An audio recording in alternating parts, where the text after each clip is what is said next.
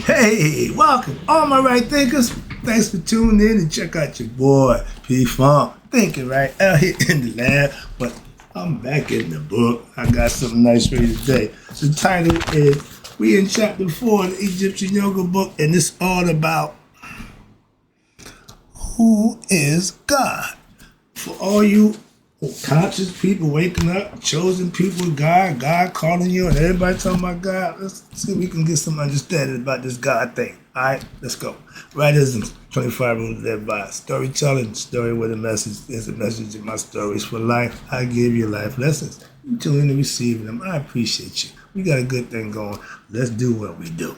Right thinking mission, and I'm on it, is to enlighten, inspire, educate, and motivate you, the individual, to a higher spiritual level of enlightenment. Right things way of life through mental and spiritual discipline. Practice daily will help and guide you to obtain your goal of reaching spiritual enlightenment, aka know thyself. My mission that all right thinkers know thyself. If you're a right thinker, your goal is, know thyself. You see where we're going with this? Let's get there together. So I ask the question, do you know you? You will when I get through. It's rhetorical, but if you know how to answer for yourself, tune in. I got you. A person who knows not and knows not that they know not is foolish. Disregard them. A person who knows not and knows that they know not is simple, but you can teach them. That's why I do what I do for you. Appreciate you too. Stay tuned. I got more for you. A person who knows not and believe and think that they know is dangerous. Avoid them. I do. A person who knows and knows not that they know is spiritually asleep. I can awaken them on your spiritual alarm clock here to wake you up with knowledge of self. That's what I do for you.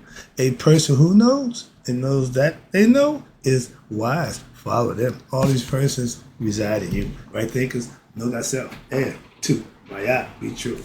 You see this little sign here, the flag? Okay, that was the symbol for God at one time. But I'm going to take you back to the original symbol, but this is the words. Remember, God wasn't the name we called him in ancient time. We called him Netter, Nebercha, Absolute. But God and creation. They said, who is God? Netter, Netteru, God and creation. You see that little sign that said nature, Netteru. But these are the descriptions that our ancients had about God. Portions from the Egyptian book are coming forward by day, and the papyrus of Nisi Kinsu. They said God is the father of beings. Okay. God is the eternal one. Again. And infinite and endures forever. Again, all on point. These are characteristics that describing God. God is hidden. Amun. Okay. No man knows God's, forms. No man has been able to seek out God's likeness. So for us to create all these ideas, that's not,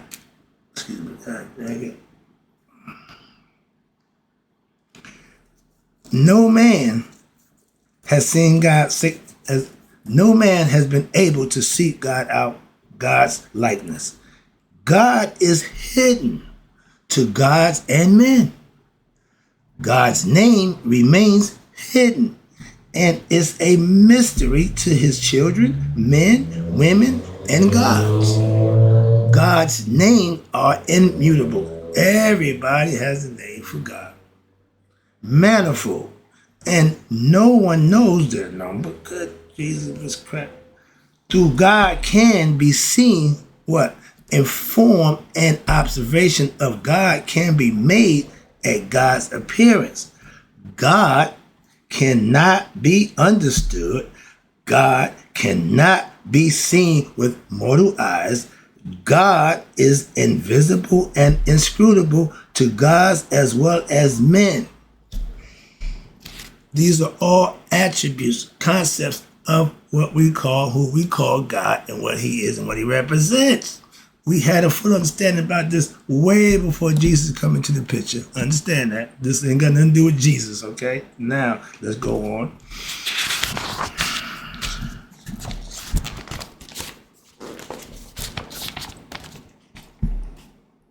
That right there? That right there? See what that says? Creation. This is what creation started from. This is the concept, okay? So, they got a guy, Gray Braden. He does a great job studying all this good stuff. And he says creation started out with the size of a pea. Everything come from that little dot. But our ancients said that. We didn't have microscopes and telescopes and all these fancy gizmos. We had that concept way before that. Okay? That's what the creation started. Y'all call it the Big Bang.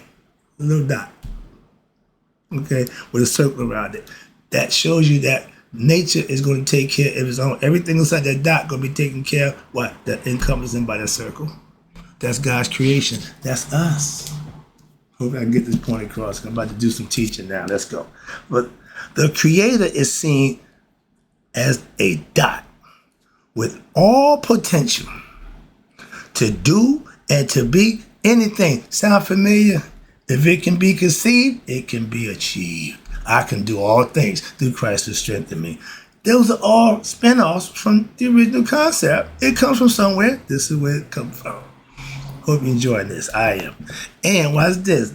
The origin of all things, seen and unseen. The origin of countless bars, meaning individual souls, spirits for each one of us. Pure potentiality, non-dual. There are no pairs of opposites. Mayat hadn't came into existence yet. Why? There's no pairs of opposites, no male or female in existence yet. That's why.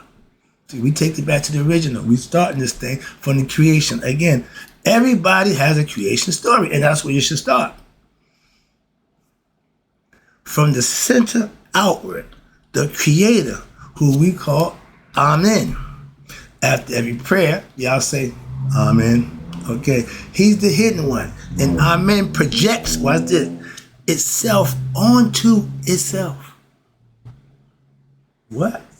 At the time of creation, the outer circle, the cosmos is created from the inner circle that encompasses it, and it becomes what? Where we at? Time and space came into being literally when this happening. What? Happening. This is the aura of God. Now, the receiver, which is the female part, the dot, maybe now be referred to as the Lord, the Father, the male God, etc., etc. But that's the part. Two parts could seem to be as one part, seem to be as two. And now you got the creation, maybe called what? The goddess, the female, Mother Nature. Okay? So now you got a circle with the dot. And in order to make a circle, you need a specific tool called a compass to make a circle. So that right there, the compass, the dot and the circle. And the Masons use it for what we call, it's symbolical for what we call a more noble and glorious purpose. I love this, all right? So all these things I've learned, all this knowledge I got from it all ties together. Why? I'm going back to already, and I'm getting all the other spin-offs that, oh, this is where it's coming from. Oh, that's what this, oh yeah. So I'm putting together, I'm loving it. So I hope you enjoy the lesson. That's what I'm trying to show you. There's a bunch of stuff that it comes from here. I'm just trying to tie it all in for you. And when you have creation, it's created from the one. Everything comes from the, get them, James and George. Now, in apparent division, you say, what the one? But it's a dot in the circle. Ding, ding, ding, ding, ding. Good observation. You're about to answer that concept right now. All right, let's go. So now as the parent division occurs, now there exists two principles. That's Maya. Ding, ding, ding, ding. Here's Maya. And these encompass the notion of duality. Male, female, two opposites. Mover and the moved. Vivifier and the vivid. Positive and negative. Giver and receiver. All together in one body we call the all. Okay? I was one, I became three. But in this concept, the dot in the circle, the dot represents the male, the circle represents the female, encompassing. Remember, the woman's always on top. They cover us, okay? That's the heaven, okay? Moving on. And these are all symbolic and conceptualized, and in every area, you can see it play out. I see it everywhere. I'm like, Jesus Christ, if they only knew. They just, and I tell you less about signs and symbols, did all that already. So this is all esoteric teaching, stuff that many people could care less about. But those who want to know themselves, those who want a higher education, this is important to us. Let's go. I got you. But now one part gives, that's the male, the life force.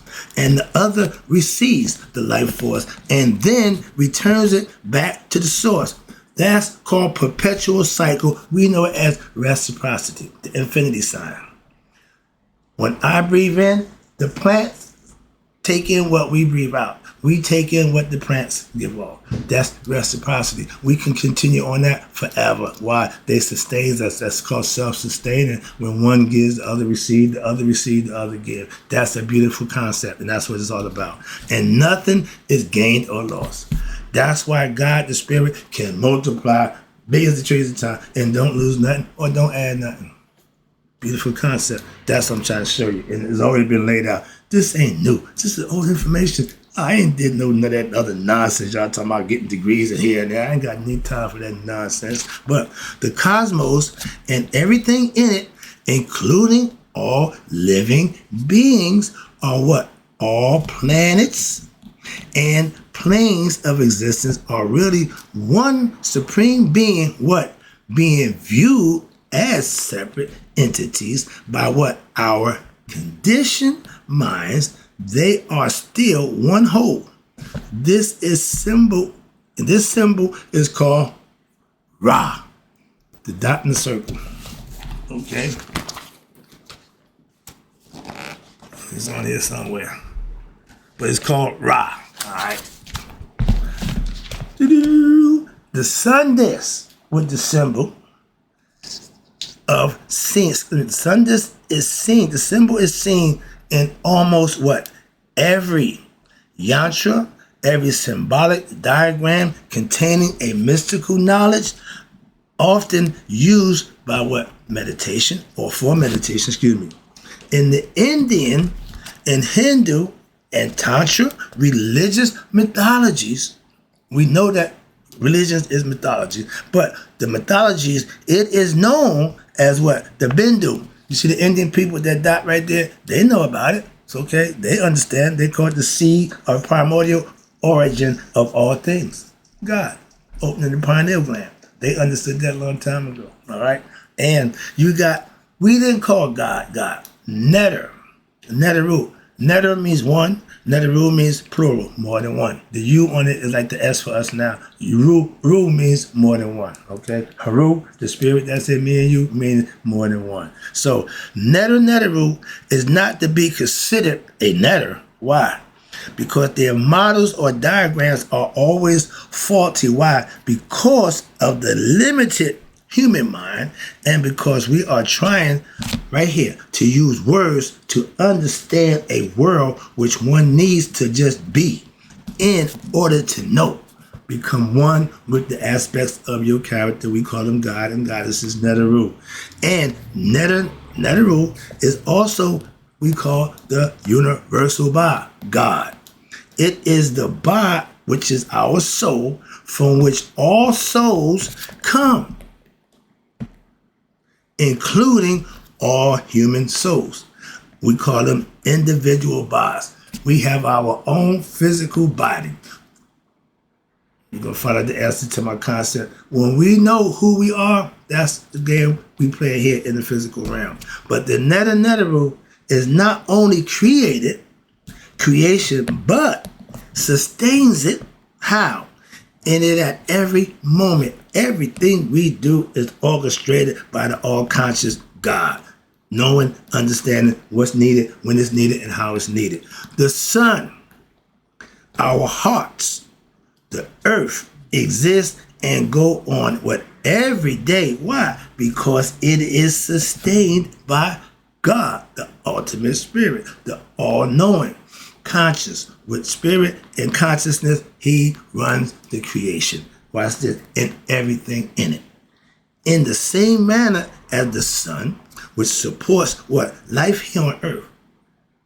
is 92 million miles away.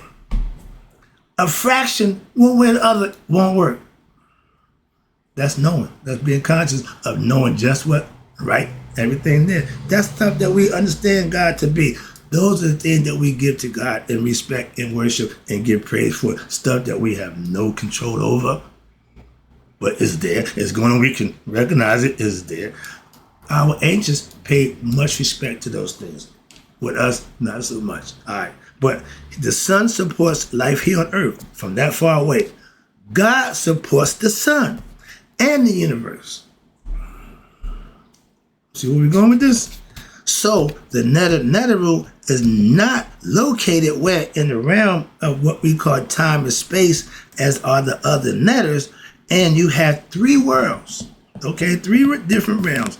Earth, which is top, Duat, which is the intermediate, and the pet, heaven. Those are three levels: that physical, astral, and the next level up. Those are concepts that our ancients lived and thrived on. We're going to break that down for you as we go. So watch this. So the Neteru, you got the earth, the Duat, the intermediate world, and you got heaven, as they are known in the Kemetic Egyptian system, or physical, astral, and casual, as they are known in the Indian and the Vedanta system the same way. The Neteru is what causes time, space, and the appearance of what physical objects in existence. Amen. Amun, Amon, spell it Amen, Amun, Amon, is the name of the primordial god of pre-dynastic Egypt, signifying Amen means the hidden one, the all-encompassing one, the self-created one, the nameless one, the all, etc. I can go on. These are all attributes to God. Okay, we do all these things. But the idea that he was one, became three. Hidden, Amen. Seen, Ra, the sun. Self-created, Ta, Pata, the self-created one. That's the physical aspect of us being what? From spirit to matter. We use Asar as our God with that concept, but God had all three of them in him already. And what's this? God is the absolute reality. Well, what you mean? The Neteru, God is the universe. It causes and what lies beyond as well. Oh, the absolute, again, Neteru is truly beyond the description of words. It's hard to describe. Why? Because unless you experience it, you won't understand. Like the blessings, we could share in blessings, but everybody had their own interpretation. But the words are models of what they experience. In order to truly understand and know the absolute, one must become what? One with the absolute. Feet about to run. That's you becoming one with your higher self. That's you knowing that self. That's you becoming Christhood. That's you reaching Haruhood. That's you becoming anointed. That's you reaching Nirvana. Feet won't stop. Don't fail me now. But these are all things that say the same thing, just different ways. And they all mean the same thing. No matter what way you say it, it's still the same thing. One must be pure of heart. Speak my Kadu, become a good person, giving selfless service, doing the right thing, putting yourself in a position to be blessed and recognized by God. So when it's all said and done, welcome home. What he said, my good and faithful what? Servant. I'm a servant of God, not a believer. Okay? Difference. And one must transform one's, you ready? My favorite part, the ego personality. He never did that. Okay? One must transform one's ego personality into what? A God-like one in order to what? Know God. You got to become like God. You got to do godly things. Okay? Which is the same as knowing one's true self, a.k.a. thyself, true nature. And men are mortal gods. Gods are immortal men. That's an Egyptian proverb. That means if you're ignorant, you ain't godlike. You have enlightenment, know yourself, you become godlike. Let this fly about to get on my nerve. You getting on my nerve. All right, sorry about that, but now I got one more part before I close it out. Know ye, not that ye are gods. This is what Jesus said to his followers because they were so ignorant. I know just how he felt. I just did a lesson about do me not like ignorant people doing ignorant things make me racist or a bad person. Christ was upset. Ye not know that you are gods? Y'all running around wild and don't know who you are. So, and it cost him his life just to what? Try to enlighten his people. They still doing it to this day. So I'm going to do what I need to do to help you do what you need to do to know you. So right here, all creation is the absolute realm is one. Through the veil of Aset, that means intuitive knowledge, wisdom from self, it appears as though creation is dual, consisting of heaven and earth, good and evil, negative and positive, male and female, yin and yang, creator and created, and so on. But this appearance, however, is an illusion. What? Is created by the ignorance of our conditioned mental process, which identifies with our limited individual self or by, aka our ego, instead of with the source, our higher self, aka God. Accomplishing this shift in your identification of who one thinks they really are is in effect, the process of what? Removing the veil of what? Ignorance, egoism.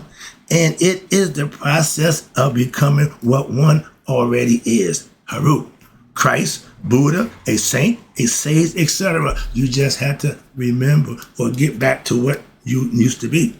And this accomplishment represents the ultimate blissful existence of life we call Hotep, supreme peace and satisfaction within oneself. And it is pursued while what? One is still in the physical body, alive, and this is the ultimate sublimation, aka Hotep. Know thyself.